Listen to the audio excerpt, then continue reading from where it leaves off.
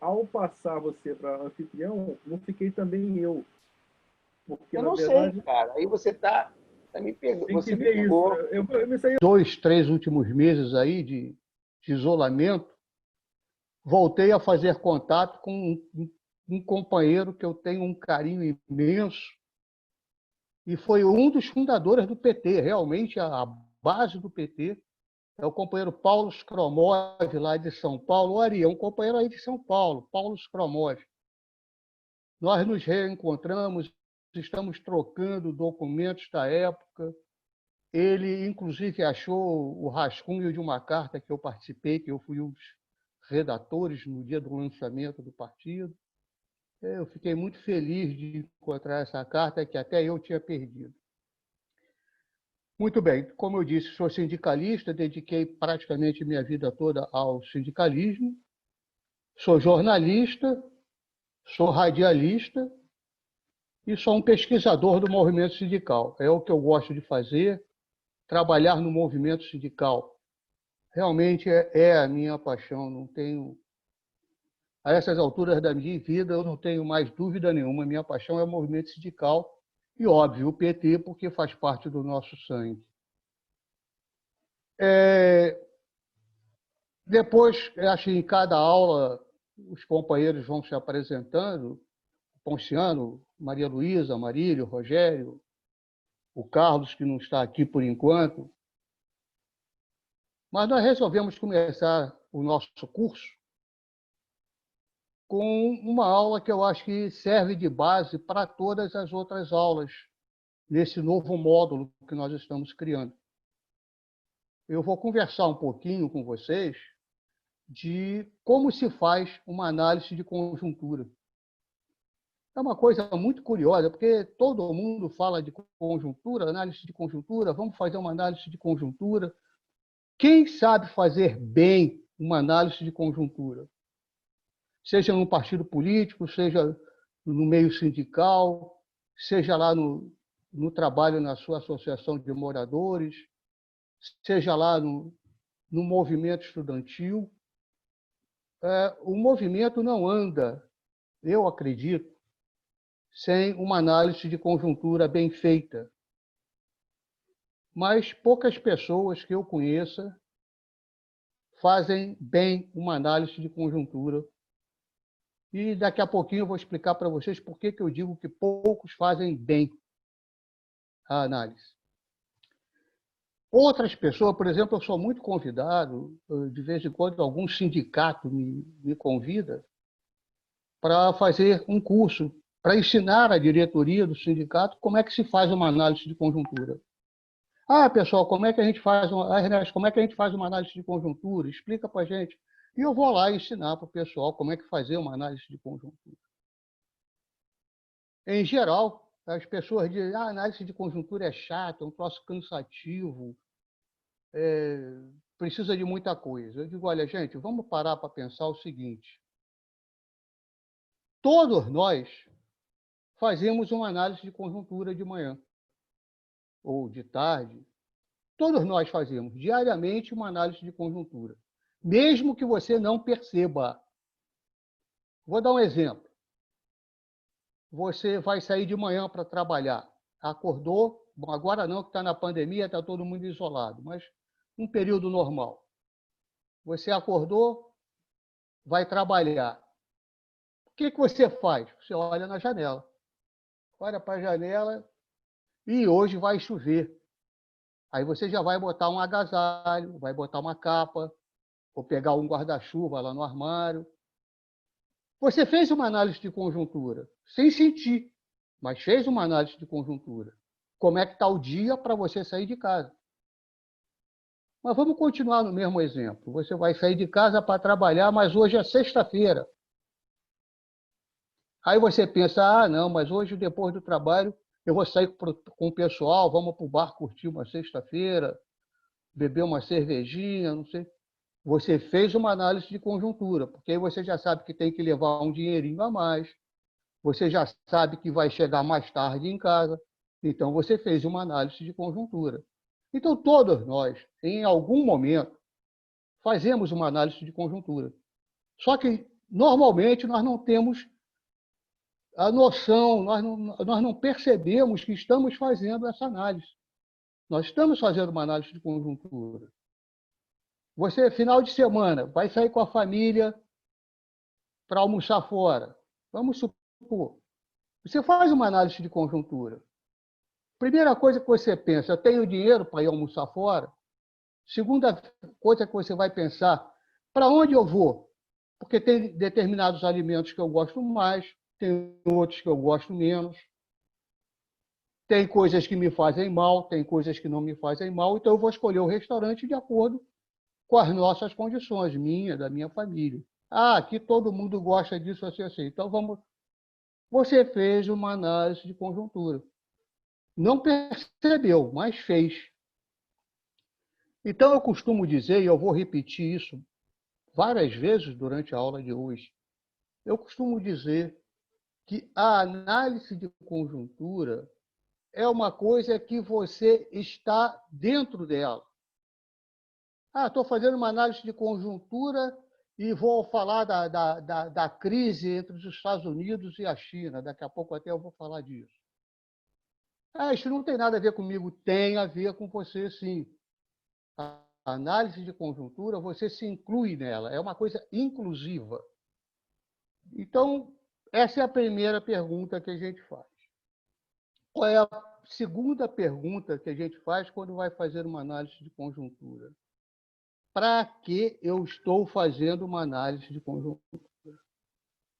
A análise de conjuntura é um exercício como outro qualquer. A análise de conjuntura é como pegar um vinho e beber um vinho. Então, a primeira coisa que a gente tem que saber é para que está fazendo uma análise de conjuntura. Eu estou fazendo uma análise de conjuntura, quero intervir no meu partido. Eu estou fazendo uma análise de conjuntura porque eu participo do movimento sindical.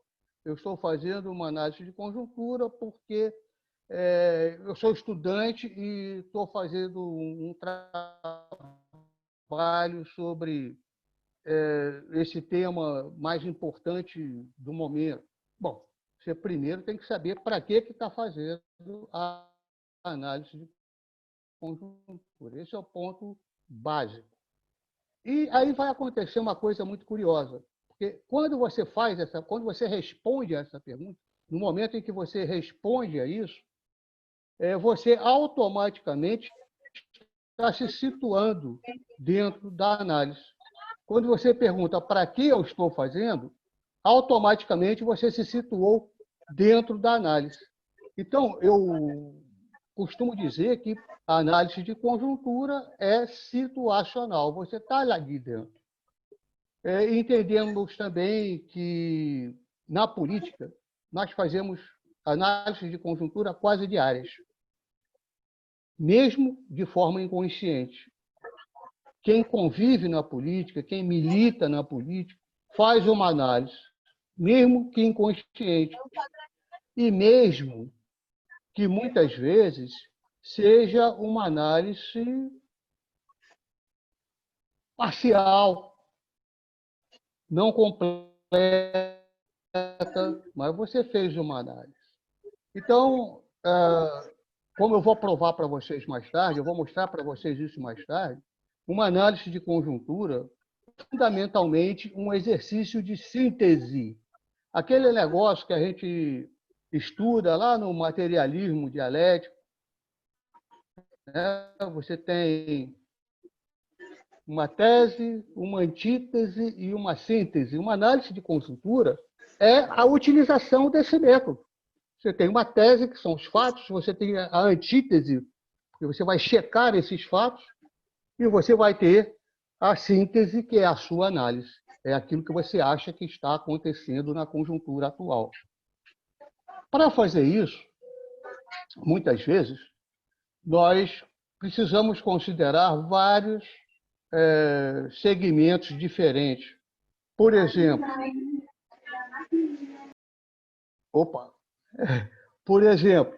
na análise de conjuntura, nós podemos considerar uma instabilidade política. Agora, reparem bem que eu estou usando o termo instabilidade política e não crise política, porque são diferentes. Uma coisa é uma instabilidade política, outra coisa é uma crise política. Mais tarde eu vou explicar para vocês da onde surgiu esse termo crise.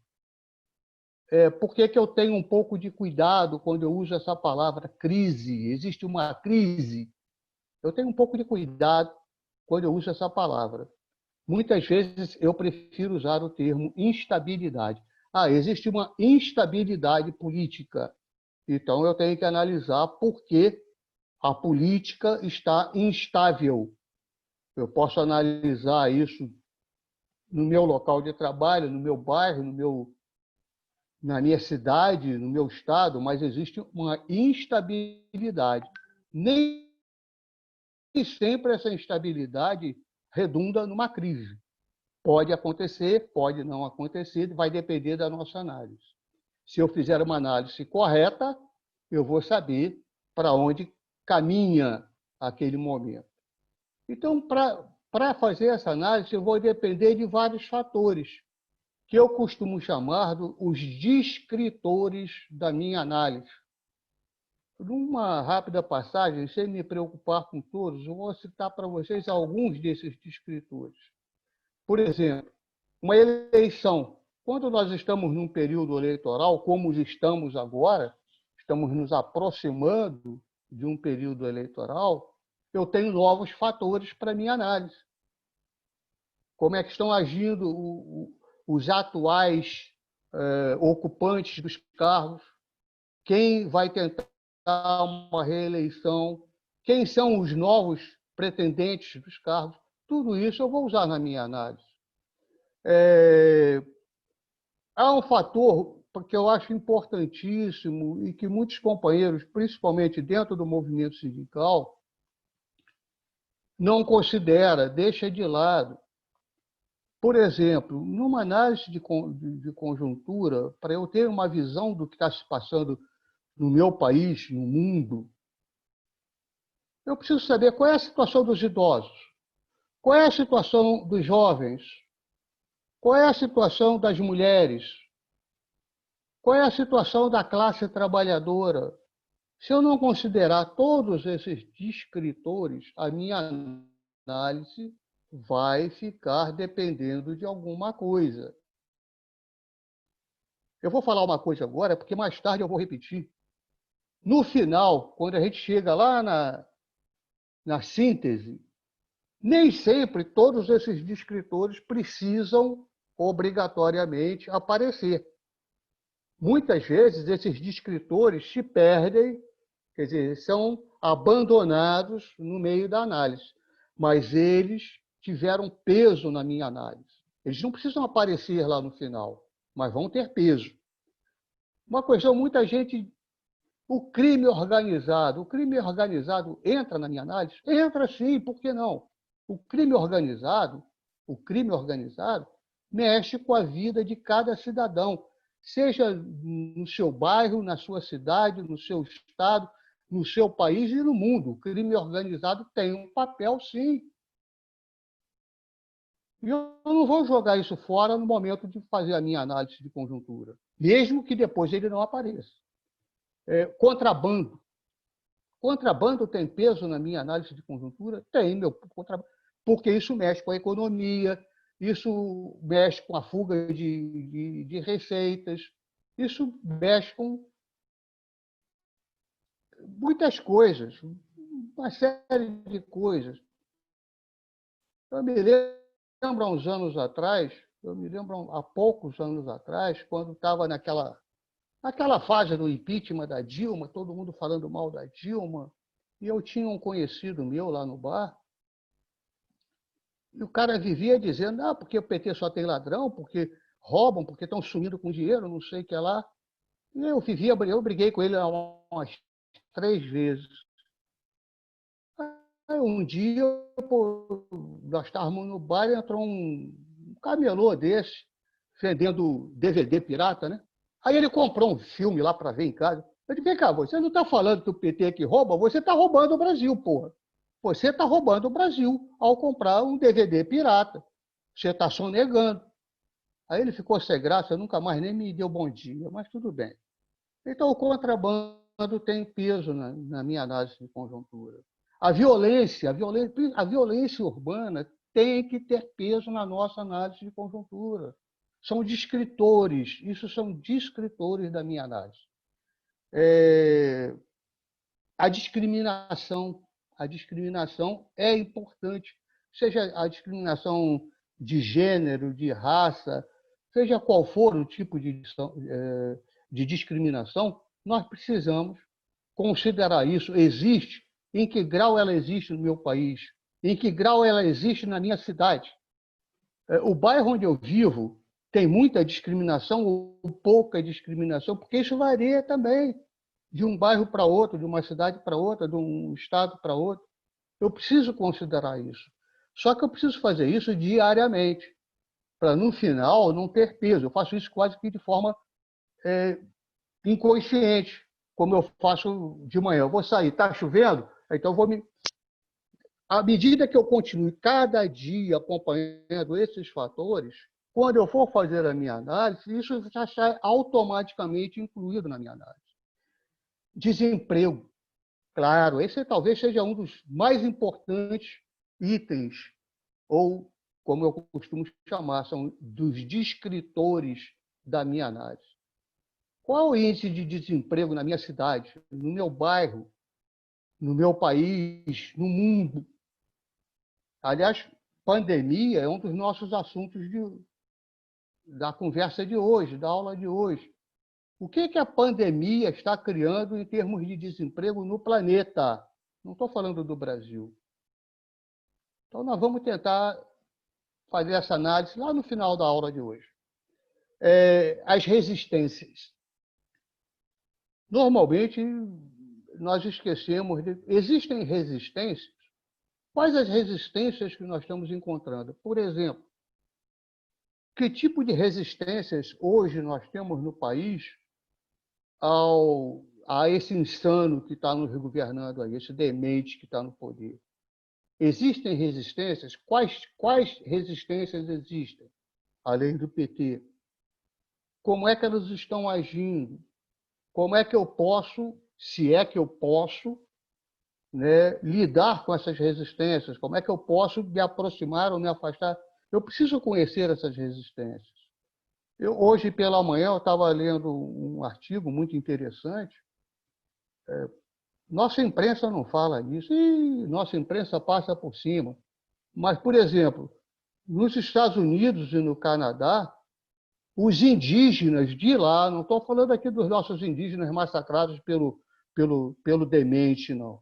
Estou falando dos indígenas dos Estados Unidos e do Canadá, estão resistindo, armados, à passagem de um oleoduto na terra deles. Eles não querem que o oleoduto passe lá. E a coisa está quente por lá. É uma forma de resistência? É uma forma de resistência. Eu preciso considerar isso na minha análise? Eu preciso considerar isso na minha análise. Se eu não tiver conhecimento desses fatos, eu vou fazer uma análise faltando alguma coisa. Os movimentos religiosos. Os movimentos religiosos fazem parte de uma análise de conjuntura, sim. Aliás, nós, no Brasil, somos talvez os mais perfeitos testemunhos disso, né? Os movimentos religiosos têm peso numa análise de conjuntura. A repressão. Até que ponto a repressão mexe com as coisas no país?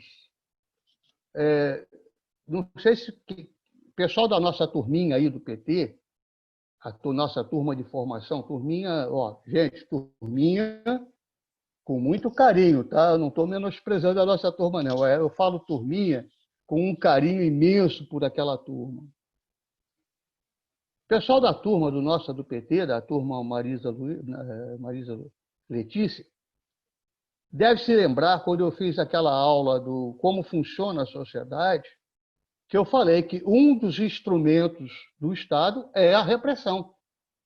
O Estado, quando ele não pode te convencer com conceitos, quando ele não tem instrumentos para te convencer, ele apela para a repressão. Ou ele tem argumento, ou vai para a repressão. Hoje nós estamos vivendo muito perto disso.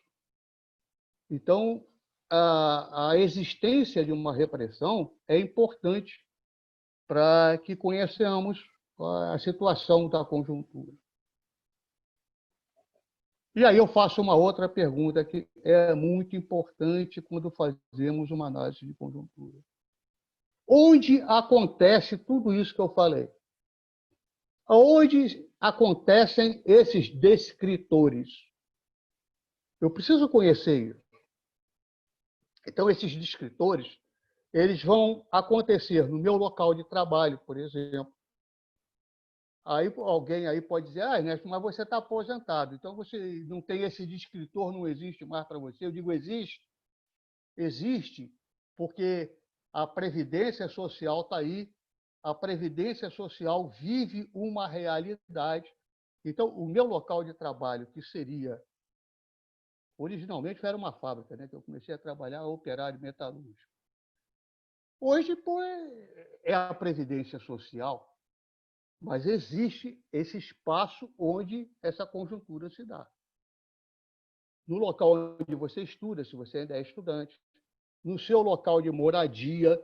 Aliás, os descritores do local de moradia são muito importantes, normalmente nós desprezamos. Eu, por exemplo, moro num bairro de, não vou nem dizer que é de classe média, não, é de classe baixa mesmo. Eu moro a 200 metros de uma comunidade. Né? Bom, não posso citar muita coisa aqui porque é perigoso. Esses descritores vão acontecer no nosso município, na nossa cidade, no nosso estado e no nosso país. Então, esses descritores acontecem em todos os lugares por onde possamos intervir. E com quem acontecem esses descritores? Normalmente com grupos, seja grupos políticos ou não. Pode ser grupos religiosos, grupos políticos, grupos até de rock and roll. São grupos. Acontece com pessoas, acontece com os partidos políticos, eles influem nesses descritores, e principalmente nas nações e nas instituições. Aliás, mais tarde eu vou falar uma questão muito importante para vocês, que é o que está acontecendo com as instituições hoje no mundo. Vocês me aguardem que esse detalhe vocês não vão poder perder. Nós temos que ter claro que as instituições têm um papel importante nos nossos descritores, dos descritores da nossa análise de conjuntura. Então, eu costumo brincar com o pessoal que é o seguinte: fazer uma análise de conjuntura não é você arrumar de forma sequencial um monte de coisa. Você, por exemplo, todo dia você lê jornal, todo dia você lê jornal, está ali, está lendo o jornal. Aí depois, um belo dia, você senta, aí organiza tudo aquilo que você leu nos jornais, todas aquelas notícias que você leu, e diz, eu fiz uma análise de conjuntura. Não fez. Porque a análise de conjuntura não é simplesmente você juntar um monte de notícias, de informações que você recebeu. Eu costumo dizer, olha, gente, uma vez me disseram que, poxa, não, é politicamente incorreta essa expressão. Eu não acho, não, porque Stanislau Ponte Preta era um cara do cacete, bom pra caramba, e eu não acho que ele fosse racista, coisa nenhuma. Eu costumo dizer o seguinte: você fazer uma análise de conjuntura, juntando todas as notícias que você leu durante a semana, no máximo vai sair o Samba do Crioulo Doido. Aquela, né? Foi em Diamantina, onde nasceu o JK. Oi? Diga. O pessoal está pedindo para você falar um pouquinho mais alto. Mais alto? Aumenta o tom de voz. Tá? Aumenta um pouco. Eu não sei aumentar nada, não. Só sei mexer disso aqui. Isso. Onde é que eu aumento a voz? Melhorou. Aqui melhora? Melhora? Então tá legal. Então vamos lá. Voltando a falar no assunto, A análise de conjuntura ela não pode ser só uma coletânea de informações. Você leu um monte de coisa, você juntou as notícias do jornal, da televisão, do rádio, não sei o quê, da revista, você tem a assinatura da Carta Capital, como eu tenho. Será que eu estou capacitado de fazer uma análise de conjuntura? Não. Não, senão eu vou fazer um samba do crioulo doido. Eu preciso usar um instrumento, eu preciso usar um método, uma metodologia para chegar a essa análise da minha conjuntura, para chegar a essa análise do que está realmente em torno de mim. Eu não posso juntar tudo isso e acabar fazendo um texto cansativo, chato.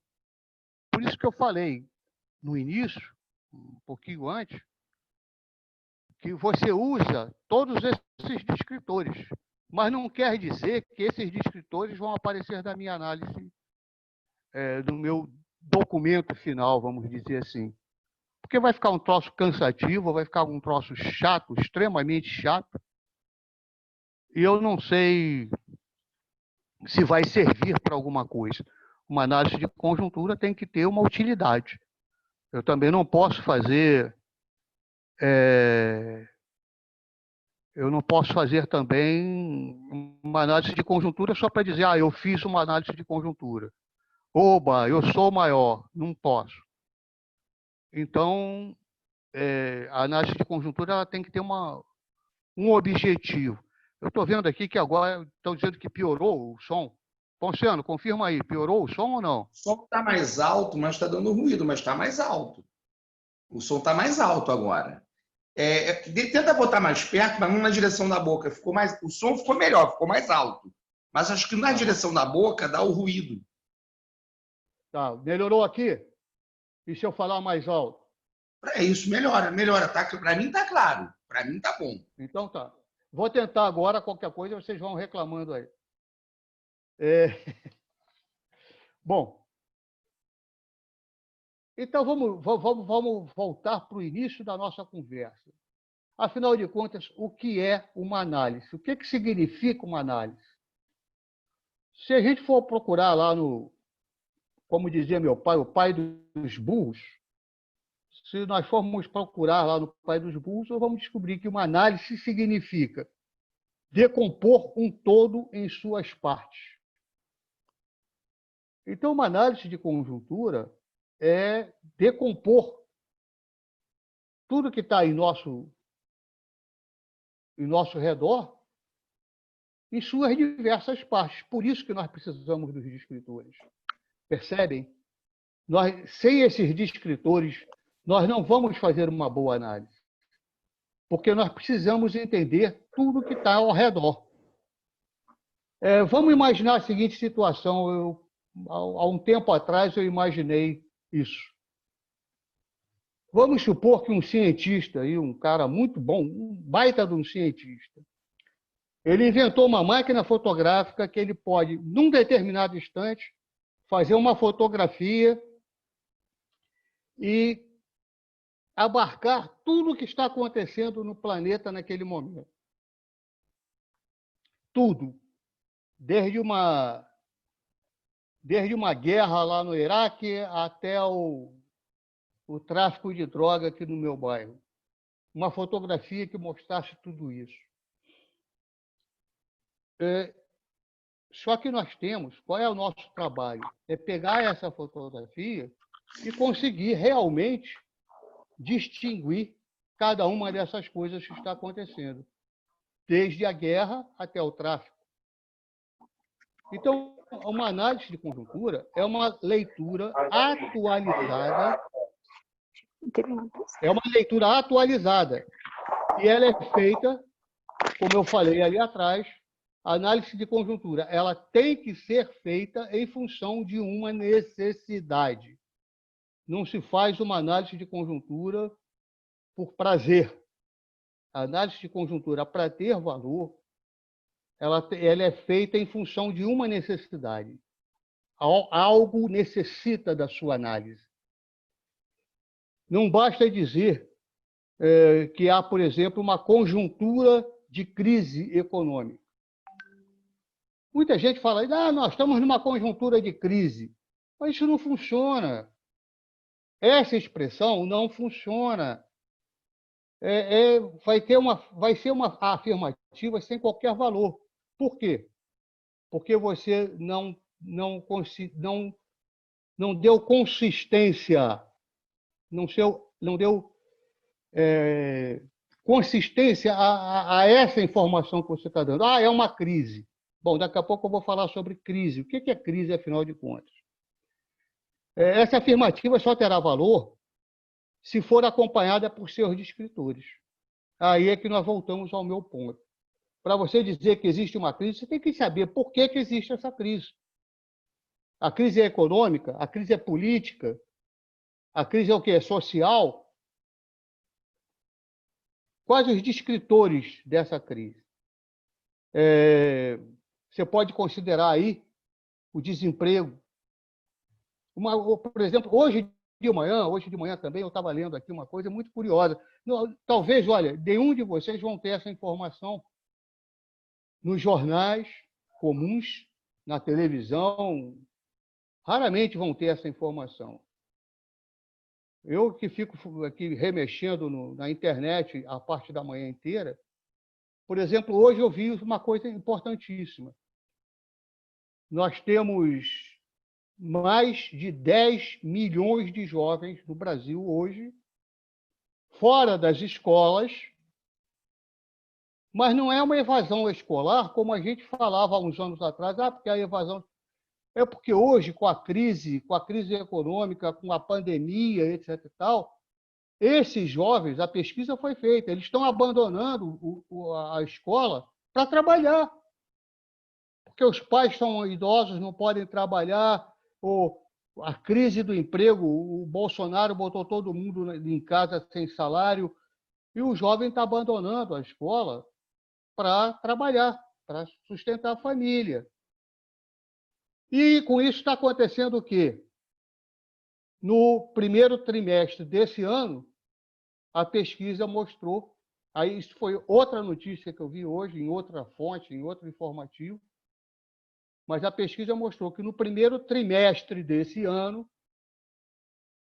houve um salto no número de analfabetos no país. Isso quer dizer o quê? Não é só o jovem que já estava na escola que está abandonando para ir trabalhar.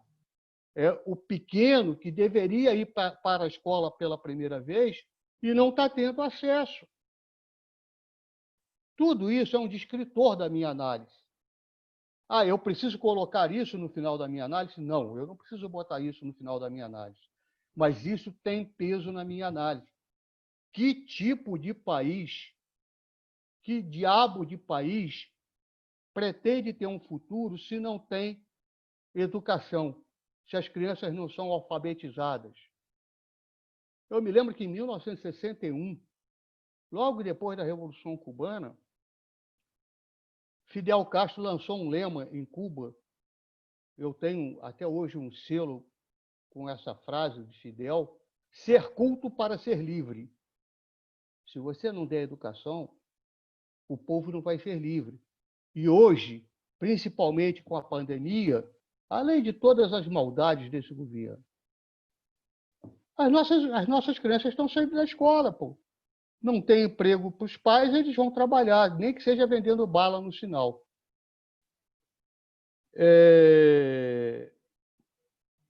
Então, como eu dizia, essa análise tem que ter consistência na realidade que nos cerca.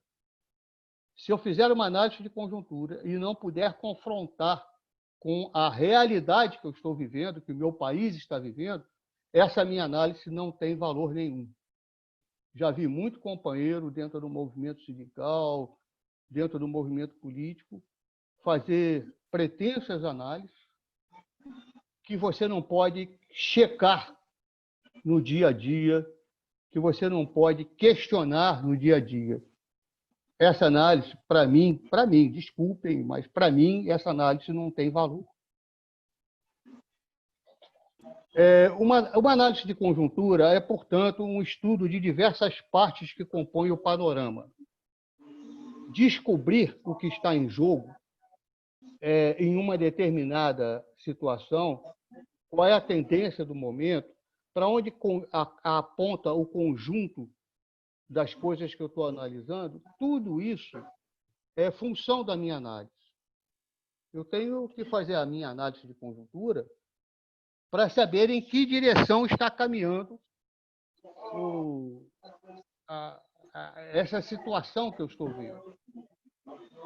Então, agora eu vou explicar direitinho aquilo que eu falei no início, sobre a crise. Muita gente usa esse termo crise. O que é crise? Nós estamos vivendo numa crise. Aí o outro pergunta, mas existe uma crise? Afinal de contas, o que é crise? Por que a gente usa tanto?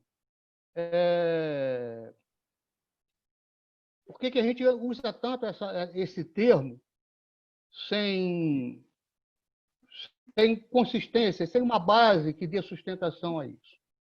Então, eu fiz, há uns anos atrás, uns 3 ou 4 anos atrás, eu fiz uma pequena pesquisa para descobrir o que é crise. Afinal de contas, que raio de coisa é essa que a gente fala tanto, crise?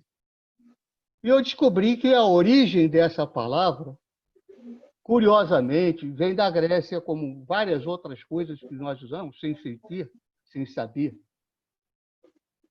E, curiosamente, surgiu com 2 pensadores, quase que ao mesmo tempo, e olha que curiosidade, em situações totalmente diferentes.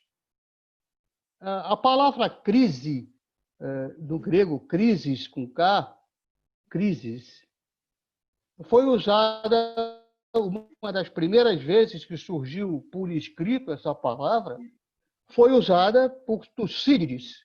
Tucídides é considerado o pai dos historiadores, né? O menestrel dos historiadores. E Tucídides escreveu uma história sobre a Guerra do Peloponeso. O que foi a Guerra do Peloponeso descrita por Tucídides? Então, ele mostra que as 2 cidades gregas, né, que é Esparta e Atenas, Esparta começa a desconfiar das intenções de Atenas, porque Atenas estava se desenvolvendo muito rapidamente, não só politicamente, mas economicamente. E colocava em risco a estabilidade naquela região. Então, começa uma guerra, a Guerra do Peloponeso, entre Esparta e Atenas. E Tucídides usa esse termo. A crise entre Esparta e Atenas, ela é definida pelo crescimento político e econômico de Atenas. Gente, olha que coisa impressionante. Tucídides viveu em 460 a.C. E quando ele faz essa definição de crise, parece que eu estou vendo o nosso mundo de hoje. A crise entre a China e os Estados Unidos, por que Trump briga com a China toda hora? Se não é o equilíbrio econômico e político do planeta. E Tucídides estava falando isso 460 anos antes de Cristo. Por incrível que pareça, no mesmo período, 460 antes de Cristo, um outro célebre grego chamado Hipócrates, que é considerado o patrono da medicina, né? Escreveu o seu primeiro livro sobre a medicina, sobre as doenças que atingem o corpo humano. E ele, no seu livro, ele diz que a doença, quer dizer, o momento da doença, é o momento de um desequilíbrio entre os seus diversos órgãos. Então, nesse momento do desequilíbrio entre os seus órgãos, acontece uma crise, segundo Hipócrates, 460 anos antes de Cristo. E essa crise que atinge o nosso corpo se transforma numa doença. Então, reparem bem como é que uma análise de conjuntura nos leva para trocentos espaços diferentes. Mas na base de tudo está isso. O que é a crise? Como é que nós vamos determinar o momento em que se dá esse desequilíbrio? Por isso que eu falei, muitas vezes, eu prefiro o termo instabilidade do que crise. Será que aquele momento que nós estamos vivendo, por exemplo, o momento que você está vivendo no seu local de trabalho, etc. É um momento de instabilidade ou é realmente uma crise? É o momento que, se nós falássemos de Hipócrates, é o momento que a doença tomou conta do corpo ou não é ainda? Vamos falar de Tucídides. Esparta e Atenas conviviam muito bem. Eram duas cidades exemplos da Grécia Antiga, do desenvolvimento da Grécia. A crise acontece na hora que o crescimento de Atenas atrapalha os sonhos, vamos dizer assim, né, de Esparta. Ou seja, as intenções de Esparta são atrapalhadas pelo desenvolvimento de Atenas. Então, para fazer uma análise de conjuntura, nós temos que considerar isso. Se nós não considerarmos esses fatores, vamos cometer erros no final da nossa análise. Então, uma crise, a gente pode definir de uma forma geral, eu fiz aqui uma definição para me ajudar, uma crise é uma mudança brusca que se produz no estado, seja de um doente, seja de uma situação econômica, de um país, de uma cidade, e que marca o conflito entre um agente agressor e as forças de defesa. Então, vamos falar do governo Bolsonaro. Há um agente agressor. É o neoliberalismo, com o Paulo Guedes e etc. Esse é o agente agressor. Bolsonaro é um instrumento desse agente agressor. E existe a defesa desse organismo chamado Brasil. Estou falando como Hipócrates aqui. Então, o agente agressor, a doença, está lá no Planalto. Aliás, a Ema deu-lhe uma bicada. Eu estou torcendo pela Ema. Tomara que ela não fique doente, coitada. E o agente agressor está lá. É o Paulo Guedes, é o Bolsonaro com sua tropa toda, etc. E as forças de defesa somos nós, o movimento social, partidário, sindical, político. Essas são as nossas forças de defesa. Existe uma crise? Ah, sim. Agora eu posso dizer, no Brasil existe uma crise atual. Óbvio que depois eu vou analisar qual a força que tem cada um desses dois agentes. Qual é a força que tem o agente agressor e qual é a força que tem as nossas defesas. Mas isso faz parte também da minha análise de conjuntura. Uma crise pode ser uma manifestação violenta. Por exemplo, uma guerra é uma manifestação violenta de uma crise, como foi a Guerra do Peloponeso. Uma crise pode redundar também numa ausência de alguma coisa. Vou dar um exemplo para vocês, daqui a pouco eu vou falar melhor sobre isso. O mundo hoje vive uma crise que nós não percebemos. Pouca gente tem acompanhado essas notícias, pouca gente se preocupa com isso. Mas o nosso planeta hoje vive uma crise alimentar. Daqui a pouco eu vou falar melhor sobre a crise alimentar. Então, o que é essa crise alimentar? É a carência, é a falta de alimentos. Hoje, nós temos 3 bilhões de pessoas no planeta passando fome. E o gozado é que nunca o planeta produziu tanto. É incrível essa contradição. Então, é uma crise. O planeta está produzindo a beça e 30 E 3 bilhões de pessoas estão passando fome. Quase a metade da população do planeta. Isso é uma crise. Isso é uma crise. A crise econômica, quando ela acontece, por que ela acontece? Geralmente é uma ruptura. Nesse caso, eu acho até que o meu companheiro, que ainda não chegou, o Carlos, o Califa, poderia explicar melhor. A crise econômica é uma ruptura. Eu não estou falando aqui, olha só, eu não estou falando aqui como marxista que sou, das chamadas crises cíclicas do capitalismo, a crise de superprodução, né? A crise de superprodução é talvez uma das piores que existe na economia. Aquelas chamadas as ondas longas de Kondratiev. Não estou falando disso, eu estou falando da crise dentro de um sistema de produção.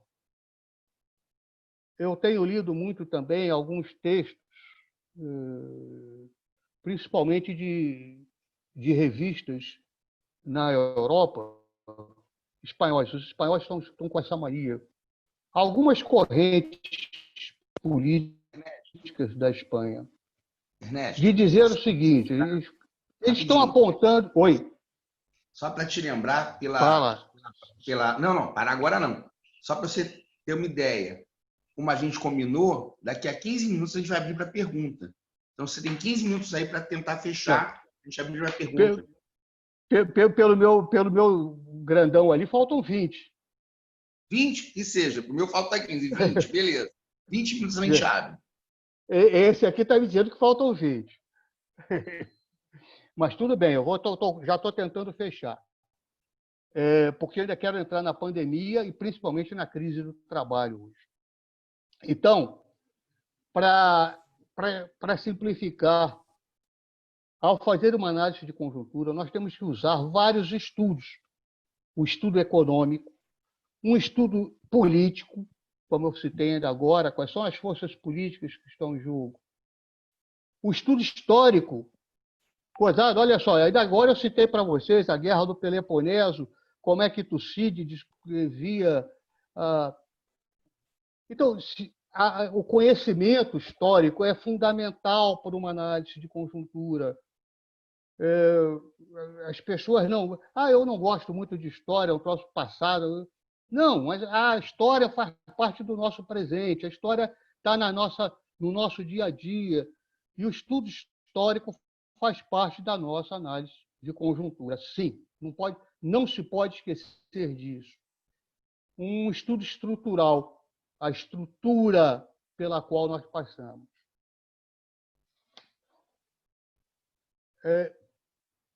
Como eu falei lá no início, eu vou fazer mais uma vez uma observação, que eu estou chegando aqui ao final do resumo.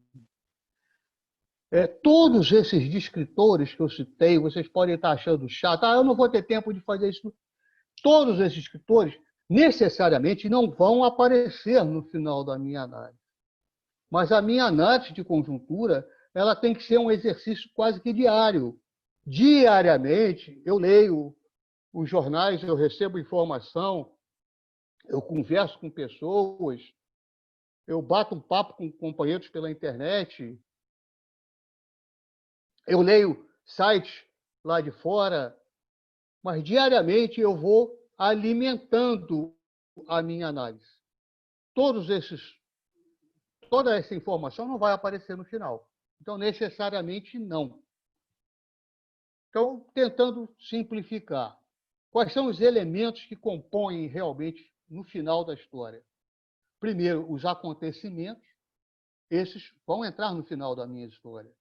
Tudo que ocorreu que me leva a chegar àquela conclusão. Qual o cenário? Qual foi o cenário? Eu ia citar isso mais tarde, mas eu vou adiantar. Eu vou adiantar que eu ia citar ali adiante. Por exemplo, quantas e quantas vezes eu já perdi? Já fiz encontros, eu não vou dizer que eu perdi tempo, mas já fiz encontros, as pessoas discutindo o golpe contra Dilma Rousseff. Mas será que nós vimos o cenário em que isso acontece? Quantas vezes, ao analisar o golpe contra Dilma, nós analisamos o cenário dentro do qual esse golpe se deu?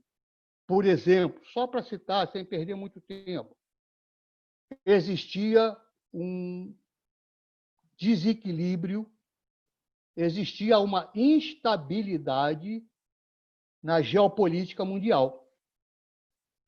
Os Estados Unidos, que sempre consideraram a América Latina como seu quintal, estavam perdendo terreno para a Rússia, para a China. Não é verdade? Venezuela já tinha saído, Bolívia estava saindo, Brasil com a eleição do Lula, Argentina com a eleição do Kirchner, o Paraguai com a eleição do Fernando Lugo, o Equador com Rafael Correa, e aquilo acendeu um alerta. Então, o cenário do meu acontecimento era a América Latina saindo do domínio do Império lá de cima, da Casa Branca.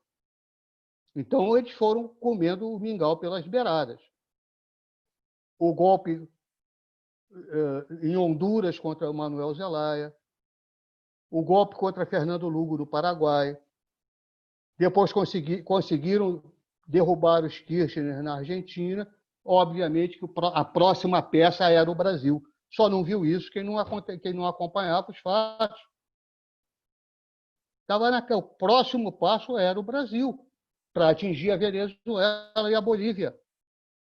Eu não tenho dúvida sobre isso. Então, esse é o cenário que nós precisamos usar para analisar a conjuntura. Quais os atores eu acabei de citar? Os atores estavam aí. Alguns desses atores eu acabei de citar. Então, realmente é necessário um conhecimento histórico para a gente fazer uma boa análise de conjuntura.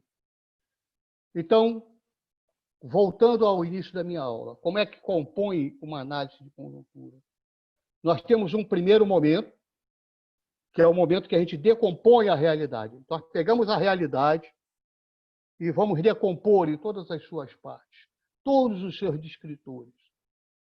O segundo momento, nós vamos reconstruir aquela realidade, ou seja, pegar daqueles descritores aquilo que nos serve, aquilo que nos é útil para chegar a uma análise final. E o terceiro momento, que é o da confirmação, ou seja, quando eu vou botar a minha análise de conjuntura em prática para ver eu acertei ou eu errei, nós estamos agindo corretos ou não com a análise que eu fiz aqui. Por isso que eu citei no início de hoje da nossa conversa. Uma análise de conjuntura é talvez uma das coisas mais marxistas que eu conheço, altamente dialética. Nós partimos de uma tese, passamos pela síntese, quando fazemos a análise, e depois nós fazemos a antítese, quando fazemos a análise, e chegamos a uma síntese, quando nós vamos comprovar a análise que nós fizemos. Esse é o processo de fazer uma análise de conjuntura. Feita com critério, bem feita, vai ser muito útil para o nosso dia a dia. Vai ser um grande instrumento para o nosso dia a dia. Então, vamos, assim, de uma forma bem rápida, chegar aos finais e falar da nossa pandemia, do mundo do trabalho. Eu tenho pouco mais de 10 minutos. Por exemplo, eu citei hoje 3 vezes a situação entre os Estados Unidos e a China. Mas o que é? O Trump não gosta do chinês lá? Não é isso. Existe uma guerra comercial. A China hoje é uma ameaça comercial. Obrigada, mas pode postar. Dos Estados Unidos. Só que eu não posso analisar a guerra entre os Estados Unidos e falar da questão do petróleo, do Oriente Médio, né, do mercado de trabalho mundial, do comércio mundial, a pandemia, que peso teve nessa disputa. Né? Então, eu só quero citar rapidamente para vocês, eu eu falei agora de um site espanhol, e os caras todo dia sai algum artigozinho, não sei quem faz essa análise. O pessoal chegou à conclusão que é o seguinte: a pandemia é o fim do sistema capitalista. O tal do Covid vai decretar o fim do capitalismo no mundo. Será? Pô, que descritores esses caras usaram para chegar a essa conclusão? Um outro artigo que disse o seguinte: não, o Covid é o coveiro do neoliberalismo. Será? Será? Eu vi esses artigos essa semana passada, eu li esses artigos. Eu só não acho que os descritores que eles usam são muito corretos. Não sei, pode ser que lá na Europa eles tenham descritores que eu não tenho.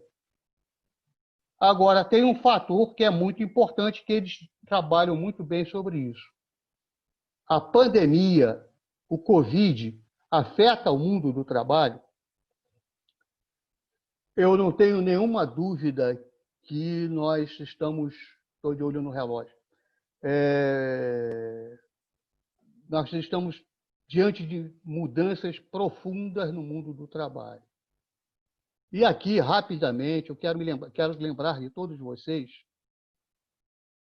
principalmente o pessoal da nossa turma, lá naquela aula lá na sede da CUT, que eu apresentei aquela aula sobre como funciona a sociedade. Vocês lembram aquele primeiro quadro que eu projetei para vocês? O que existe aqui, que existe também aqui? E nós chegamos à conclusão que a única coisa que existe em tudo, tudo isso que eu falei aqui, sobre a análise de conjuntura, qual é a única coisa que existe e é comum em todas elas? Chama-se trabalho. Daí nós somos do Partido dos Trabalhadores. Por isso a minha opção pelo Partido dos Trabalhadores, eu acredito que é a opção de cada companheiro aqui. Porque nós sabemos que o coração dessa coisa toda é o trabalho, é o trabalhador. E de que maneira essa pandemia está atingindo o trabalhador? E depois, quem quiser, eu posso mandar esse trabalho para vocês, eu posso mandar pelo e-mail. Há 2 anos atrás, eu escrevi uma série de artigos, foram 17 artigos, intitulado O Sindicalismo na Encruzilhada, e que eu falava de todos os problemas que estavam passando pelo mundo do trabalho. A questão do just-in-time, a questão da automação, o que o mundo do trabalho estava vivendo. Hoje, o mundo do trabalho, diante da pandemia, está passando por modificações muito mais rápidas e muito mais graves, que nós não temos noção ainda do que vai dar isso. Aonde vai parar esse mundo do trabalho diante da pandemia? Quando, no nosso curso, a gente propõe lá no final, né? O Ponciano colocou lá, incertezas. Uma das incertezas que a gente tem hoje é essa, sim. A pandemia está atingindo brutalmente o mundo do trabalho e nós não sabemos onde isso vai parar. Só para vocês terem uma ideia rápida, eu estou começando a escrever sobre isso. A uberização. A uberização deu um salto com essa pandemia. O 4G, a inteligência artificial, tudo isso, coisas de um ano para cá, está mudando o nosso mundo do trabalho. E se nós não entendermos isso, nós não vamos entender a conjuntura internacional. Se o mundo do trabalho mudar, muda a forma de produção. Mudando a produção, mudando o lucro, alterando as forças que dominam esse lucro, nós vamos estar mudando, nós vamos estar vendo a conjuntura mudar mais uma vez. E tem uma coisa que mais me preocupa no momento, talvez a que mais está me preocupando no mundo do trabalho, é essa nova invenção. Ponciano até depois pode dar o testemunho dele, chamada home office. Hoje virou moda o home office. Pessoal, para manter o seu isolamento, para manter a distância, trabalha em casa. Tudo bem, a internet, os veículos virtuais estão nos dando condições de trabalhar em casa. Mas e depois? E quando a pandemia passar? Até que ponto as empresas que começaram a usar isso vão aprofundar a utilização do home office? E a utilização do home office vai ter mudanças em outros setores? Sim, vai mudar a relação de capital e trabalho, eu não tenho dúvida. Lembram aquela historinha que Marx contava do que é o capital constante, o que é o capital variável? Qual é a taxa de lucro, a tendência decrescente da taxa de lucro? O home office vai mudar essa história toda. O uso da inteligência artificial vai mudar essa história toda. O uso do 4G na indústria vai mudar essa história toda. Ou seja, a correlação de forças no planeta vai mudar. Por que, voltando à nossa guerrinha aqui, quase acabando ali, por que o Trump tem tanta raiva da China quando desenvolveu, antes dos Estados Unidos, a tecnologia 4G? Aquela empresa chinesa Huawei, não sei o nome direito. Por que o Trump está fazendo? Agora a Inglaterra está boicotando também a empresa chinesa de celulares, porque usa a tecnologia 4G. Porque a tecnologia 4G desequilibra o mundo do trabalho. E desequilibrando o mundo do trabalho, desequilibra as relações de troca e as relações de comércio internacionais. Então, existe uma disputa muito grande em torno da tecnologia 4G. E se nós não estivermos acompanhando isso de perto, nós vamos fazer uma análise de conjuntura faltando um pedaço. 4G, inteligência artificial, home office, tudo isso desequilibra a relação de trabalho. Desequilibrando a relação de trabalho, você desequilibrou o comércio internacional, a economia internacional, você desequilibrou os poderes. Então, nós precisamos, olha, a pandemia está nos dando uma oportunidade impressionante de fazer uma análise de conjuntura apontando para uma atuação mais consistente dos trabalhadores. Por isso que, mais uma vez, tese, antítese, síntese. Hoje, a análise de conjuntura é fundamental para podermos enfrentar aquilo que depois, olha, nas próximas aulas, a Marília Luísa, Ponciano, o Carlos, o Rogério vão estar falando. Nós estamos aí diante das novas facetas do neoliberalismo e, fundamentalmente, nós estamos de frente para o avanço do fascismo no planeta. O fascismo brota do chão igual a capim? Não. A nossa análise de conjuntura vai mostrar de onde ressurgiu o fascismo. Essas mudanças no equilíbrio da produção, da economia, permitem que o fascismo volte com essa força que está voltando hoje. Não é no Brasil, não, no mundo. Então, uma análise de conjuntura bem feita vai nos apontar essas alternativas. Ponciano, meu companheirão, acho que eu consegui. Vamos lá. Espera aí, só um minuto. Espera aí, Ernesto. Ernesto, eu vou perguntar a você o que você prefere. E tem o Ari e a Maria Luísa inscritos, eles mandaram a pergunta pelo bate-papo. Você prefere que as pessoas liguem a câmera e o microfone e façam a pergunta diretamente para você? Tem o Ari e a Maria Luísa inscrita. Eu vou pedir para mesmo quem for ligar a câmera, se inscrever no bate-papo para eu chamar, ou você prefere que eu leia a pergunta? Você escolhe. Olha só, eu acho que até não é só mais democrático, mas é mais simpático. Claro, sem esgotar o nosso tempo, mas é muito mais simpático se cada um abrir o seu microfone. Primeiro a Maria Luísa, pedir para ligar a câmera e o microfone, e depois o Ari. Lembrando que, como são perguntas, no máximo 2 minutinhos para dar tempo de responder. Maria Luísa, pode ligar sua câmera e seu microfone e fazer a pergunta a você mesmo? Tá aí, Maria Luísa? Maria Luísa? Aí, então, faz a pergunta direto para o Ernesto, por favor. Você tem que liberar a minha câmera. Não, vou lá. Você mesmo pode liberar, mas eu libero aqui. Eu não estou conseguindo. You cannot start your video. Peraí, vou lá.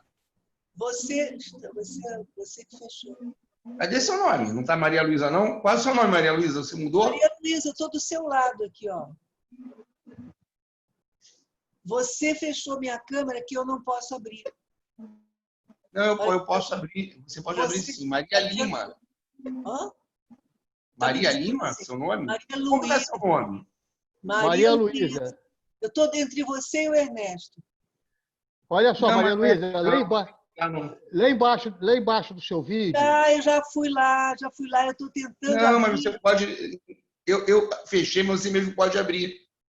Você mesmo pode abrir agora. Depois você pode abrir. Está me ouvindo? Vocês estão me ouvindo? Pô, Eu estou ouvindo bem. Quando eu clico para tirar o impedimento da câmera, vem o seguinte recado para mim. Você não pode começar seu vídeo porque o host parou com isso. Aí eu falo, tá bom, ok, legal. E aí? não está aparecendo para mim nem... Ah, peraí, já foi. Aí, fui. Has asked me to start yes, start video, yes. Pronto, agora sim. Opa, vai entrar. Entrou. Agora sim. Você que estava apertando alguma coisa aí. Amigo Ernesto, prazer em ouvi-lo. Ernesto, eu quero saber o seguinte, vou falar rápido, tem muita gente. Eu gostaria que você comentasse. Eu acho que as manifestações de 2013 foram... A manifestação convocada pelo Passe Livre em 2013 foi um erro grosseiro e um equívoco tremendo de análise de conjuntura nacional e internacional. Eu gostaria que você comentasse isso. Ernesto, vamos fazer por bloco ou uma a uma? Vamos fazer por bloco, pelo menos de 3 em 3. Ari, por favor. Ari. Novamente, a mesma coisa. Desarme aí o... Isso, agora foi. Tudo bem, Ponciano. Você está comandando aí a esquadra. Você tem que liberar e autorizar. Democraticamente, viu? Por favor. Escuta, mudando um pouco não, mas tentando dar mais sustentação a essa discussão, era considerar a questão das fake news, as notícias falsas. Veja bem, para uma boa análise, a gente não pode estar sustentado em informações falsas, ou informações sem sustentação, sem causa, né? Hoje a gente estava conversando com os outros colegas aí, o que caracteriza melhor a notícia falsa é a ausência de fatos. Ela é construída num fato que, se você for procurar, se der o trabalho de procurar, não vai existir, ou vai existir com outra forma de apresentação. Então, acho que isso prejudica demais. Se nós não tivermos o conhecimento, volta àquela questão, o conhecimento é a base dessa história. Se nós não tivermos o conhecimento ou como buscá-las, nós estamos perdidos. Nós estamos no lamaçal e sem base. Vamos analisar como a questão de 2013, que eu também considero real, isso também. Nós vamos analisar uma situação e vamos sair para a rua brigando por uma coisa que, na verdade, era outra. A ideia era derrubar o governo e nós saímos para brigar por 20 centavos. Né? E a outra questão que eu acho fundamental, cara, a gente tem que brigar muito por isso, é como é que nós vamos colocar o nosso partido nessa história. Nós temos um partido real, concreto, é o único partido realmente em funcionamento nesse país hoje em dia, é quem consegue levantar questões, construir propostas, é quem consegue gerar problemas. Né? Todo mundo aqui é contra o PT ou é do PT. Parece que não existe mais nada nesse país. Né? Então, como colocar o Brasil como colocar o Brasil, não, nem precisa do Brasil, vamos se preocupar com o PT, que é menor. Como colocar o PT nessa nova realidade? Home office, virtual. Eu lhe digo o seguinte, só para dar um leve ideia, eu sou da área de TI, nós somos do setorial de TI, estamos há anos brigando por TI, desde a eleição de Dilma que nós estávamos pensando em fazer isso que a gente está fazendo aqui agora. Só que em 2016, isso aqui era uma irrealidade, não existia. Mas nós tentamos fazer isso. Então, como acelerar no PT essa proposta de virtual? Veja bem, nós estamos numa idade em que a turma jovem está chegando agora, tem muito mais agilidade. Nós temos que dar um apoio a eles. É isso aí. Companheira Sônia, de Campo Grande, quer fazer pergunta. E não tem mais escrito a ninguém além da Sônia, não. Se quiser escrever, coloca no bate-papo, aí eu libero a pergunta. Sônia, de Campo Grande. Boa noite, professor. Boa noite, a turma Marisa Letícia e demais colegas. A questão que eu trago, em cima da reflexão importante que o professor nos traz, é o seguinte: nesse mundo, nesse cenário de uma mudança do trabalho, né, das relações de trabalho, diante dessas novas tecnologias, a educação ela passa a ser mais ainda importante e também seletiva, no sentido que esse mundo do trabalho novo que se configura exige uma capacitação que não vai chegar à população. Agora mesmo o professor falava dos analfabetos diante da pandemia, não é? Então, aí um acirramento dessa enorme diferença, esse enorme abismo. Então, a pergunta que eu faço é como enfrentar isso, até porque não sei, aí talvez eu não tenha análise de conjuntura da maneira tão clara como o professor colocou, o capital sempre se rearranja, né? Então, a preocupação de que nessa dicotomia, né, a gente tem aí uma nova classe, ou já é uma realidade, né? A classe dos descartáveis. Né? Descartáveis. Então, o enfrentamento disso, penso que podemos melhorar essa análise diante dessa aula, mas é uma preocupação que eu trago e que gostaria de ouvir. Bom, boa noite. Ernesto, tem mais um inscrito, você vai para as respostas ou pega mais uma pergunta? Opa, calma. É que eu estou considerando aqui meu tempo. Deixa eu fazer essas respostas para... E depois tem Calixto e Jorge. Calixto e Jorge Barros. Então são dois agora. Tá legal. Vou tentar depois dessas tem Calixto e Jorge Barros. Tá, vou tentar ser rápido para não perder o nosso tempo. Minha querida Maria Luísa, saudade. Realmente, você botou o dedo. Eu acho que houve... Aliás, na época, eu me lembro que em 2013, no meio daquela confusão, inclusive como é que é? Black Blocs, não sei o que lá, 20 centavos, 20 centavos, não é 20 centavos. Eu fui convidado pelos companheiros lá de Volta Redonda para fazer uma análise de conjuntura, lá em Volta Redonda, pelo pessoal sindicalista de lá, pessoal das associações de moradores, o pessoal ligado à Cúria lá das comunidades de base da igreja de Volta Redonda. E surgiu, porque nós estávamos no auge daquele processo, né, de 2013. E eu me lembro claramente que eu alertei, gente, nós estamos fazendo uma análise errada desse momento e estamos servindo a outros interesses que não são da classe trabalhadora. Nós estamos errando nessa nossa análise. A classe trabalhadora está realmente envolvida com isso?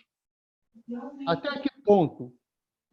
A questão dos 20 centavos interessavam a classe trabalhadora? Eu acho que não tava, a classe trabalhadora estava do lado de fora dessa discussão toda. Pelo menos foi isso que eu apresentei em Volta Redonda. o companheiro Ari. Ari, foi no golpe do Temer, quando o Temer assumiu, 2016, né? Foi isso? 2016. Eu escrevi no meu informativo, eu tenho um informativo que eu faço todo sábado à noite, que chama Informativo Semanal. Eu fiz um artigo falando do perigo das fake news. Eu tirei isso da minha cabeça, não, que eu não sou nenhum gênio.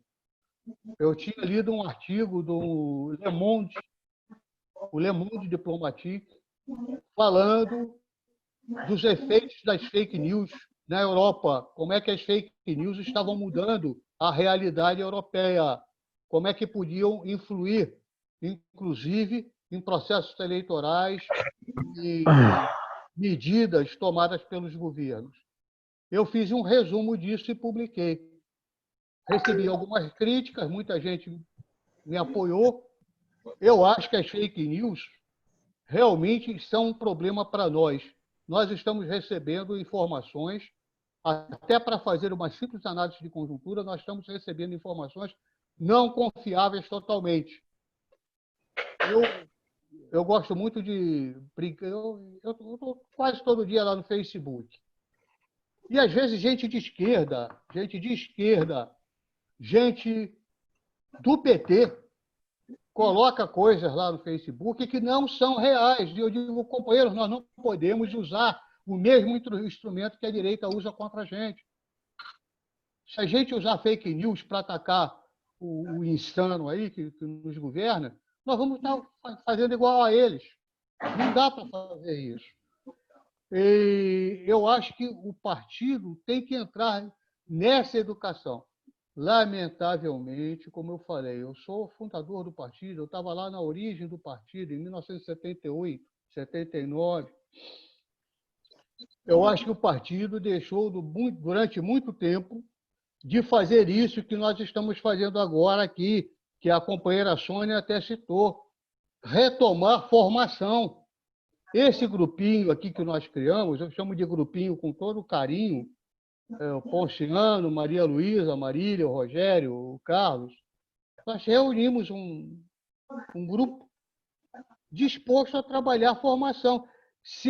Olha, seja o PT, seja a CUT, se não retomar programas de formação, nós tendemos a enfraquecer o movimento. A CUT, por exemplo, eu sou sincero, eu sou cutista até a raiz do cabelo. Eu estava lá no congresso de fundação da CUT. A CUT tem 5 anos que não faz um curso de formação.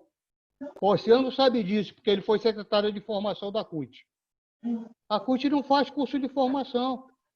Então, depois não pode reclamar que a classe trabalhadora, que os sindicalistas não estão dando resposta. Ari, nós precisamos criar essa estrutura, seja dentro do partido, dentro do sindicato, aonde for. Mas nós temos que discutir mais, nós temos que formar militantes. Sônia, as novas tecnologias vão por aí mesmo. Nós estamos criando uma nova realidade no mundo do trabalho. A questão da educação, será que nós vamos fazer uma educação voltada só para essas novas tecnologias? Eu acho que isso aí é um pouco do que o demente quer no Brasil. Porque no momento que ele quer acabar com os cursos como filosofia, história, sociologia, no momento que ele quer acabar com essas cadeiras de ciências humanas, ele quer voltar o ensino só para as novas tecnologias. E nós vamos estar entregando o ouro ao bandido. Eu li há um tempo atrás um artigo bem interessante também, que é um estudo feito por um inglês, eu não me lembro agora o nome dele. E ele dizia o seguinte: o mundo está dividido em 3 grupos. Há os países que desenvolvem tecnologia, esses estão dominando. Existem os países que são capazes de usar a tecnologia e são explorados, esses somos nós. E existem aqueles excluídos da tecnologia. E isso nós vamos encontrar aí de montão. Os excluídos de qualquer benefício tecnológico. Eu acho que esse artigo é muito interessante. Acho que a gente deveria retomar esse estudo para ver como é que isso vai pesar na educação. Que papel isso vai ter na educação? Para fechar essa questão, a companheira Sônia citou muito bem, será que todo mundo vai ter acesso a isso? Olha, gente, desculpe, como jornalista, eu cito muito matérias que eu li. Há uns anos atrás, bastante tempo atrás, eu li uma entrevista na revista Times, acho que é Times, em que a jornalista entrevista o Paul Samuelson. Paul Samuelson é um dos principais mentores do neoliberalismo, um dos caras que é o gênio do neoliberalismo. E a jornalista pergunta para ele o seguinte: professor, o mundo está se aproximando dos 6 bilhões de habitantes. Aliás, nós já passamos disso mesmo. O mundo está se aproximando dos 6 bilhões de habitantes. Será que todos vão ter acesso aos benefícios que o mundo está criando? Sabe o que ele falou? Na maior cara de pau. Ele falou isso na cara de pau, está lá na revista guardado. Ele disse o seguinte: olha, minha filha, você conhece a história dos pinguins? As colônias de pinguim, quando crescem demais, que o pinguim, o meio ambiente, o habitat deles não alimenta mais a colônia toda, eles se suicidam em massa, eles se jogam das encarpas e se suicidam em massa até que a comunidade volte a ter um equilíbrio. Com a humanidade vai ser a mesma coisa. Nós não vamos ter condições de atender a todos e muita gente vai ter que morrer mesmo. Ele falou isso com todas as letras. E ninguém chiou, ninguém reclamou. Eu não vi nenhum protesto quando ele falou isso. Realmente, eles sabem que dos 7 bilhões, nós estamos chegando perto dos 7 bilhões de habitantes no planeta. Metade não vai sobreviver nesse processo. Eles sabem disso. Nós é que continuamos aceitando isso. Ernesto, 4 pessoas e eu vou encerrar, porque senão não dá. Né? Então, vamos lá. Pela ordem é Calixto, Jorge, Marília e Olímpia de Paraty. São os 4 inscritos e a gente vai encerrar nisso. Não dá para abrir mais por causa pela nossa programação. A gente vai passar um pouco, mas não dá para passar demais. Então, primeiro é o Calixto, por favor. Pode falar, Calixto. Bom, boa noite a todos. Eu estou aqui vendo na minha tela algumas figuras. Eu vou destacar a Lohane, minha querida vizinha aqui da Zona Oeste, para dar um salve e assim falar com todos vocês. Análise de conjuntura, o Ernesto ele falou diversas vezes sobre a necessidade da leitura diária dos acontecimentos. Eu tive a felicidade de ser dirigente sindical pelo Sindicato dos Vidreiros do Rio de Janeiro. Ali eu pude exercitar isso, viu, Ernesto? O acompanhamento das notícias, porque eu tinha necessidade de negociar pela categoria lá na Firjan, né? Agora, a leitura cotidiana, às vezes, pode nos levar a erros grosseiros. Eu, particularmente, de vez em quando, eu relembro que para mim é um erro de visão, foi o seguinte: nós perdemos, com a candidatura Lula, uma série de tentativas. Tivemos várias tentativas e o partido se adaptou para que pudesse, como se dizia, chegar lá. Ora, depois de perder várias tentativas de chegar lá, meses depois, um grupo de companheiros saem do partido para dizer o seguinte: eu estou saindo por causa da Carta dos Brasileiros. Ou eles não conheciam o partido, ou eles não conheciam o Lula. Porque imaginar que o Lula fizesse algo diferente é não ler a realidade. No movimento sindical, a turma mais próxima do Lula, a articulação e tal, eles estavam defendendo aquela coisa chamada comissão tripartite, em que era representante do governo de direita, representante dos patrões e um representante do empregado. Quem é que ia ganhar sempre? Os patrões e os governos, ora bola. Então, existia uma política de conciliação. Imaginar que o Lula ganharia a eleição para fazer uma ruptura com o sistema é, no mínimo, uma falta de uma leitura adequada. Agora, o erro naquele caso de companheiros que romperam com o PT para formar o PSOL foi duplo. Esse de achar que o Lula ia governar para o espectro político da sociedade, rompendo com isso que está aí, e o outro erro foi imaginar que, ao formar o PSOL, todos os servidores públicos iam atrás dele e iam fortalecer o PSOL. Isso só deu certo aqui no Rio de Janeiro, porque no país o PSOL é traço. Então, assim, são movimentos que explicam muitas vezes porque as nossas divisões elas acabam favorecendo adversários. São leituras equivocadas e, muitas vezes, obviamente, viciosas, porque não atende à realidade, mas atende a interesses. Né? Então, eu ficaria com essas observações que eu acho que são fundamentais para leitura, para uma análise de conjuntura. Agora, eu tenho, obviamente, 1 milhão de limitações, porque eu sou um operário. Eu não tenho uma formação acadêmica, mas eu sou um operário teimoso e sempre tentando romper com esse sistema capitalista. Eu acho que isso também, ter uma direção, né, onde você segue, de contestação, por exemplo, é fundamental numa análise de conjuntura. Acho que é isso que eu gostaria de contribuir. Boa noite a todos. Boa noite, Calixto. Jorge. Companheiro Jorge Barros. Cadê tu? Saiu? Caiu?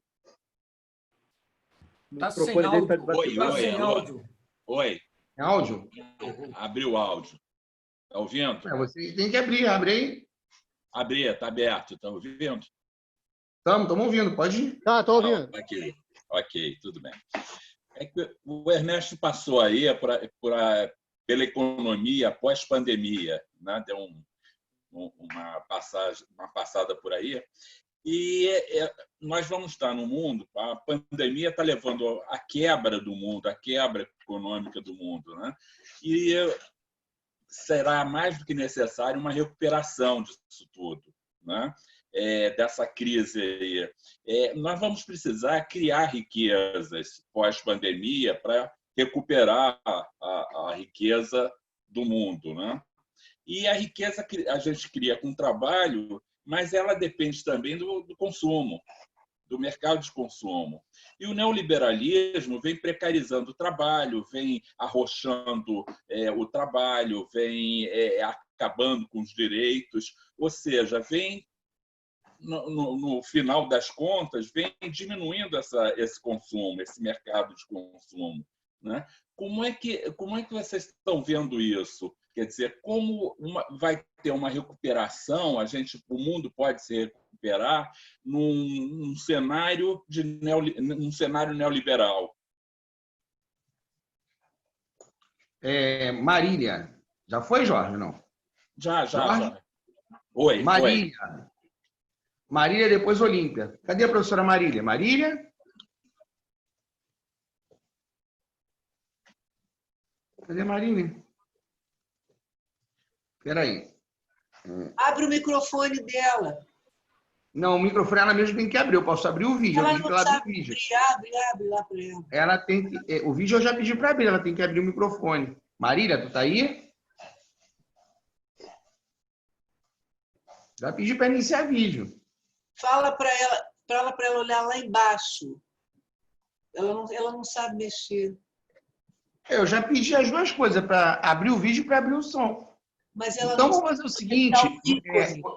Ela não sabe Olímpia, vai falando. E a gente volta depois para a Marília. Marília, pede para o Bruno abrir para você aí. Olímpia, vai falando. Aí depois a gente volta para a Marília. Cadê a Olímpia? Boa noite. Caiu? Pode falar? Pode, Olímpia, vai. Boa noite, professor Ernesto. Boa noite a todos os companheiros. Eu acho que eu estou num lugar um pouquinho escuro, talvez vocês não estejam me vendo. Mas tudo bem. Professor Ernesto, quando você estava falando sobre a análise da conjuntura e os diferentes aspectos no qual nós temos que decompor, né, uma sociedade, uma instituição, uma situação, falou do trabalho, da economia, do desemprego, diversos fatores, jovens, discriminação da mulher.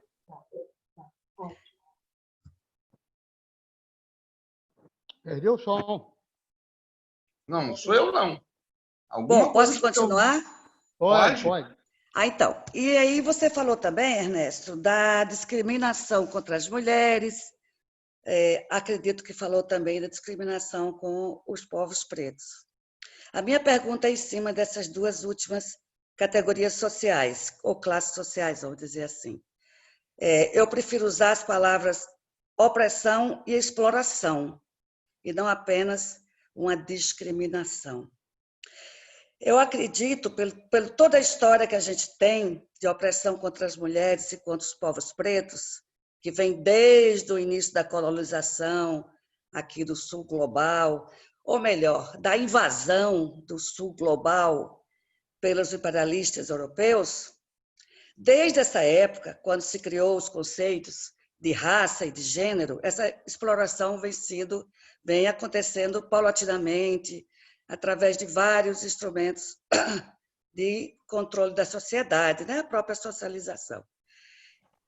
Eu queria lhe perguntar, você não acha que essas categorias, que mexem com milhões de pessoas, essas opressão e exploração particulares, são relevadas ao segundo campo, nas análises de conjuntura, pela política institucional? Essa é a minha pergunta. Marília, você consegue colocar o som? Eu acho que consigo. Estão me ouvindo? Então, pode falar, estamos escutando. Tá Estamos escutando. Bom, primeiro eu quero parabenizar o nosso companheiro Germano, Ponciano e todos, a Maria Luísa, todo o grupo que trabalhamos juntos, e, sobretudo, agradecer aos céus, as novas tecnologias que nos permitem nos juntar do outro lado do Atlântico.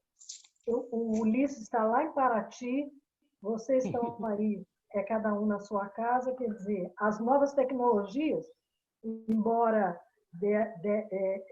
tenham punido profundamente a classe trabalhadora, por outro lado, a comunicação está sendo muito bem-vinda. Mas o que eu queria parabenizar o Germano é que ele está colocando análise de conjuntura, ele faz uma abordagem de um tema tão difícil para nós fazermos essa análise de conjuntura e de uma maneira muito, muito clara. Isso ajuda muito a reflexão do pessoal que está interessado em fazer a análise de conjuntura. Porque tem esse problema da conjuntura e da estrutura.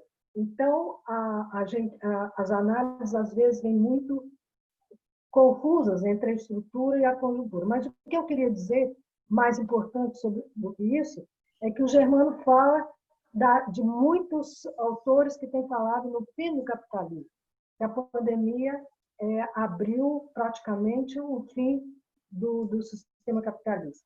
Como você também falou de crises do capitalismo, parece que as crises econômicas do capitalismo nunca acabaram com o capitalismo, né? E, evidentemente, o que eu estou colocando em pauta é o que vocês sempre fizeram. Formação, militância, a importância de que mudar o capitalismo, a crise econômica não muda mesmo. Muda a forma, mas não muda o conteúdo da exploração, etc. O que o capitalismo só vai acabar, e a gente sabe com o quê? Com a formação, com a militância política.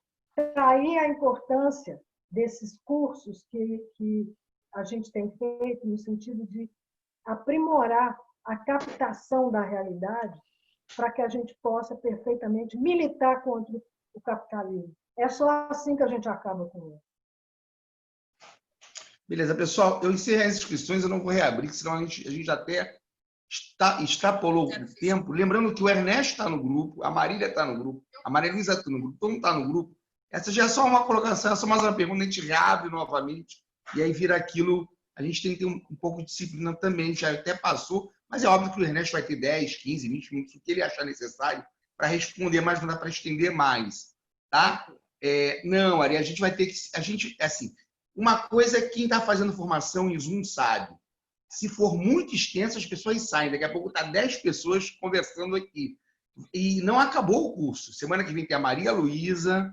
Entendeu? Já vou me encerrar as minhas participações aqui, já chamando vocês. Semana que vem é a Maria Luísa. Graças a Max, não sou eu coordenando, semana que vem é o Fábio. Eu estou na pior parte, que é ficar cortando as pessoas, cortando o vídeo, cortando o microfone. Isso é horrível. É a parte que eu odeio. Semana que vem a Maria Luísa, quem coordena é o Fábio. Então, já estou encerrando minha participação aqui. Ernesto, ao finalizar, você já finaliza. Eu não volto. Finaliza com as perguntas, depois dá adeus para todo mundo, aí você chama novamente, lembra novamente que semana que vem é Maria Luísa com fascismo eterno. Né? Isso. Pode ir. Eu já encerrei. Vamos lá, rapidinho para o relógio ali está de olho em mim. Calixto, companheiro, eu concordo plenamente com você. Uma leitura errada nos leva, uma leitura deturpada nos leva a erros profundos. Concordo plenamente com você. Aliás, se você percebeu bem, no início da minha exposição aqui, eu falei que é necessário a gente verificar a informação. Porque sem isso,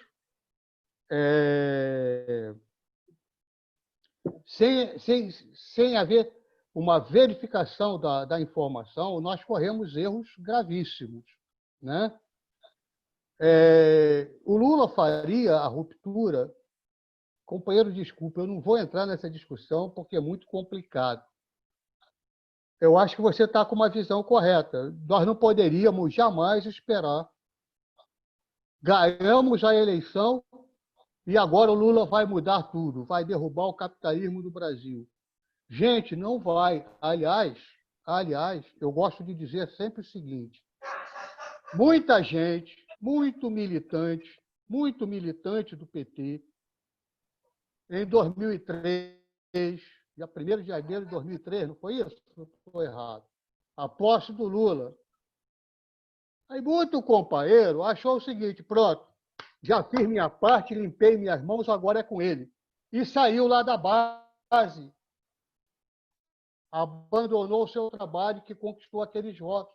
Muitos companheiros largaram tudo.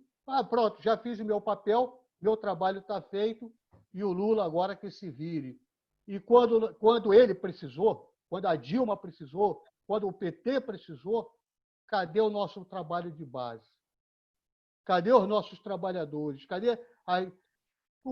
Qual foi um dos fatores que levou o Lula ao segundo turno contra o Collor? Vocês se lembram disso? Eu me lembro muito bem. Saiu até um artigo na Folha de São Paulo, pago pela Fiesp, para mostrar que quem levou o Lula para o segundo turno contra o Collor foram as associações de moradores, não foram nem os sindicatos. Tanto que a Fiesp fez uma orientação para os empresários, eu tenho esse documento guardado, orientando os empresários a investir para conquistar as associações de moradores, porque era um canal muito perigoso para eles. Hoje em dia, quem está militando nas associações de moradores? Eu conto nas mãos, nos dedos dessa mão aqui. As associações de moradores estão abandonadas. Então, é claro que o Lula não ia fazer tudo e nem tinha condições de fazer a mudança. Você tem razão sobre o PSOL, companheiro, eu não vou entrar em detalhes, mas eles fizeram uma análise errada da conjuntura. E muitos companheiros da minha época de fundação do PT que foram para o PSOL, hoje se arrependem. Eu tenho conversado com alguns pela internet e eles hoje assumem, Ernesto, nós fizemos uma análise errada. Paciência, companheiro, eu não posso fazer nada, eu não posso te ajudar. Jorge, a economia pós-pandemia, eu concordo com você, recuperar a riqueza vai ser necessário, seja em que sociedade nós vivêssemos. Vamos supor que vivêssemos já dentro do socialismo, que é o nosso sonho. Nós precisamos recuperar a produção, nós precisamos recuperar a riqueza, nós precisamos recuperar a economia, eu não tenho dúvida sobre isso. O que eu tenho dúvida é na hora que você fala o seguinte, a retomada do mercado de consumo, o trabalhador, porque uma das coisas, vou tentar ser o mais rápido possível, que é clássico quando a gente estuda a economia marxista, é o quê? Uma das crises do sistema capitalista é porque o capitalista, para ele lucrar mais, o que ele faz? Ele tem que diminuir o salário do trabalhador. Ao diminuir o salário do trabalhador, ele está perdendo consumidor no mercado. Então, é o cachorro correndo atrás do rabo. Ele quer diminuir o salário, mas não pode porque ele precisa que o trabalhador continue consumindo.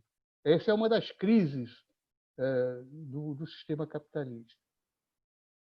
Só que hoje em dia, com esses avanços todos das novas tecnologias, a inteligência artificial, a robotização, hoje eles conseguem produzir muito mais barato, porque você sabe qual era o preço de um automóvel na fábrica para o dono por exemplo, o dono da Ford, um exemplo.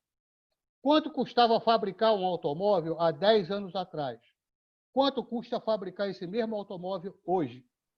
Então, hoje o sistema capitalista não precisa mais da mesma quantidade de consumidores no mercado. Por quê? Porque ele pode manter o mesmo preço do produto, porque o produto está saindo mais barato para ele lá na fabricação. Então, nós precisamos entender melhor essa questão para ver aonde o calo dói. Aonde o calo dói desse capitalista, desse burguês. Se nós não entendermos isso, eu concordo com você, nós precisamos retomar a economia. Isso é fundamental em qualquer sistema econômico do mundo, seja no socialismo, no capitalismo, etc. Nós precisamos retomar a economia. Cuba sabe disso e está lutando lá para retomar a economia deles. Mas não é sempre pelo consumo. Nós temos que saber qual é o caminho, como diziam a gíria antigamente, qual é o caminho das pedras. Olímpia, minha querida, concordo com você plenamente. Aliás, eu não gosto nem desse termo discriminação. Na verdade, eu tive uma briga na década de 60, quem militou na década de 60, nos antigos partidos de esquerda da década de 60 até a década de 70, quando a gente falava em a questão da mulher, a questão do negro, a questão do índio, a gente sempre esquece a questão do índio. Né? Aí as grandes cabeças pensantes da esquerda, eu estou procurando ali a Olímpia para ver se eu acho, mas não estou achando. As grandes cabeças da esquerda diziam para a gente o seguinte: não, olha, não precisa se preocupar com mulher, com negro, com índio. Quando a gente libertar a classe operária, liberta todos os outros. Bombas, não é! Não é, cada luta é uma luta. Aliás, como dizia Lenin em um dos textos dele, a briga por uma torneira d'água no seu bairro é uma luta pelo socialismo, sim. Então, lutar ao lado das mulheres, lutar ao lado dos negros, lutar ao lado dos indígenas, eu não gosto da palavra índio, é indígena, é uma tarefa, sim, é a construção de uma luta. Quando a gente libertar a classe trabalhadora, liberta todo mundo. Não! Cada luta faz parte da libertação da classe trabalhadora, mas a gente não pode apartar da luta principal. Você tem razão, minha querida. É isso mesmo. E eu não gosto muito dessa palavra discriminação também, não. Na verdade, é exploração. É a exploração do negro, do índio. Está aí o que o Bolsonaro está fazendo com o índio, coitado dos nossos indígenas.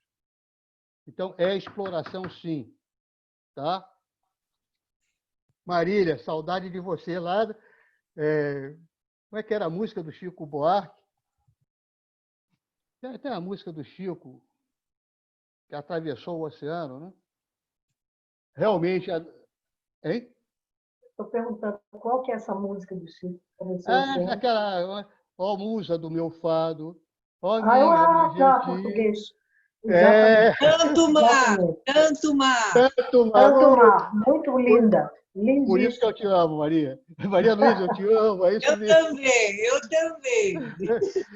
E tanto mar. Então é isso. Lá do outro lado, nós estamos realmente... Olha, Portugal está conseguindo sair da crise tranquilo.